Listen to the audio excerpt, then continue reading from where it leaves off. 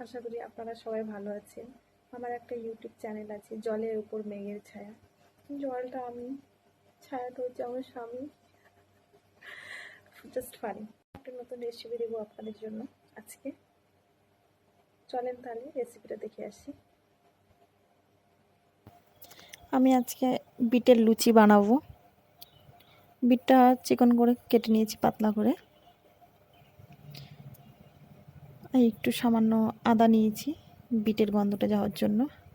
বিটটা কেটে প্রায় হাতটা লাল হয়েছিল। তেলের উপরে একটু সামান্য জিরে দিয়ে বিটটা ভেজে নেব, যাতে বিটের কাঁচা গন্ধটা চলে যায়। এর জন্য বিটটা ভেজে নিচ্ছি, সাথে আদাটাও হালকা করে ভেজে নেব। বিটটা তারপরে পেস্ট করে নিলাম। পেস্ট করে নিয়ে আটার সাথে, ময়দা আটার সাথে মাখিয়ে নিচ্ছি। আমি প্রথমবার এই বিটের লুচি বানাচ্ছি। মাহি খুব বায়না করছিল টিফিন নিয়ে যাবে বলে স্কুলে, তাই। আর আটাটা মাখানোর পর এত সুন্দর কালারটা এসেছিলো, কী বলবো, খুবই সুন্দর লাগছিল আটাটা। তারপরে কয়েকটা বানিয়েছিলাম, বেশি বানাইনি। লুচিগুলো বেলে নিলাম।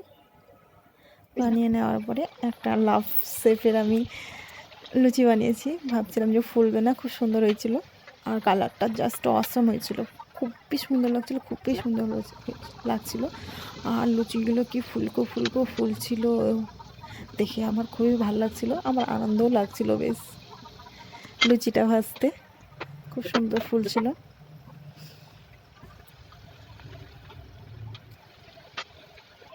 5-6টার মতো ভেজেছিলাম, 5-6টার মতো ভেজে নিয়েছি, বেশি ভাজিনি। তারপরে বাপ্পেটি খেতে বসে গেছিলো, খুব সুন্দর লাগছিল, বলছিল খুবই টেস্টি হয়েছে। বাই।